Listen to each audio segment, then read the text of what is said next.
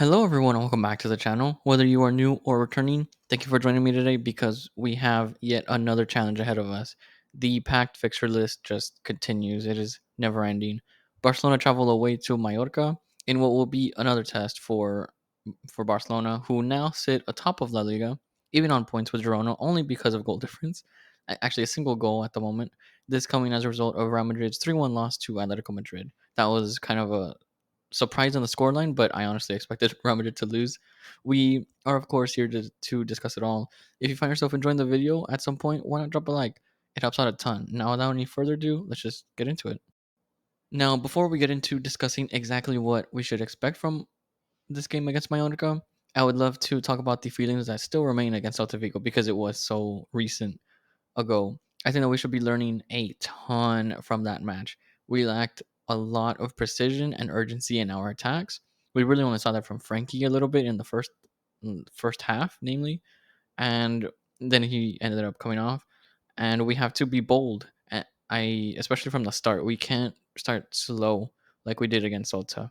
Getting the first goal against a low block significantly increases your chances of winning, obviously, because then they can no longer sit back. And we conceded first against Celta Vigo, which is where we went wrong.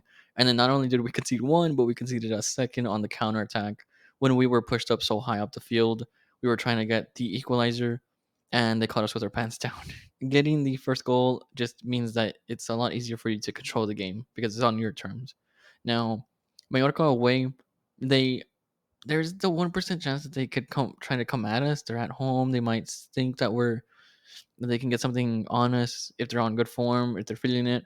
But I really doubt it. The 99% says that they're gonna see what Celta Vigo did against us, how many problems they caused for us, and they will try to replicate it, but just not capitulate in the last 20 or I think it was like around 17 minutes, and they're gonna hit the us on the counter after putting up a low block.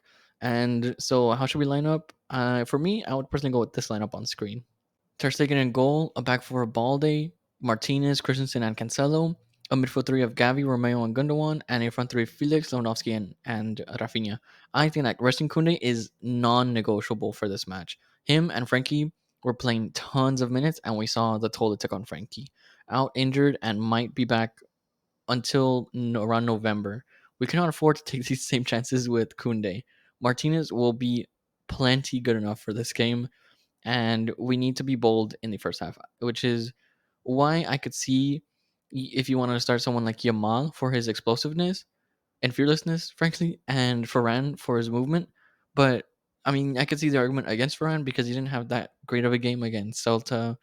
He missed two chances that you would expect the Shark to put away. But I think that Rafinha did play well in his cameo. He found Cancelo. He can put a cross in with pinpoint accuracy. Sorry, and so yeah, that's up to you. I think Xavi will have to make a tough decision there, and ultimately, I don't think that I'm not confident in our quote unquote squad players to make the same comeback that our first team did against, well, quote unquote first team did against Celta Vigo, like the likes of Lewandowski, Felix, Christensen, and Cancelo, especially Lewandowski, Felix, and Cancelo. Those three were monumental. They were the entire reason that we make that comeback. And if they're not on the pitch, I'm not so confident in us being able to come back from a goal or two down. And the midfield three is obviously set in stone that we have no one else. So I think that especially that after this match is Sevilla at home. I think that you can kind of afford to maybe not rotate this game that much because we can rotate against Sevilla. Sevilla might not park the bus like Celta Vigo or like I expect Mallorca to. So maybe we can rotate players comfortably in that match because we tend to do well against even with some second squad players or some even a weaker Barcelona can handle the teams that come at us because that's where we shine better. Where not against the low blocks, we really struggle against the low blocks even with our starters. And after Sevilla at home is Porto away in the Champions League.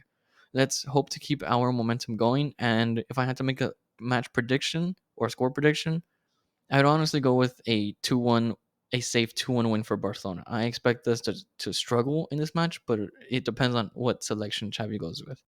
But that's all for me for today, guys. I pass the question off to you. What are your thoughts ahead of the match? I'd love to see them in the comments below.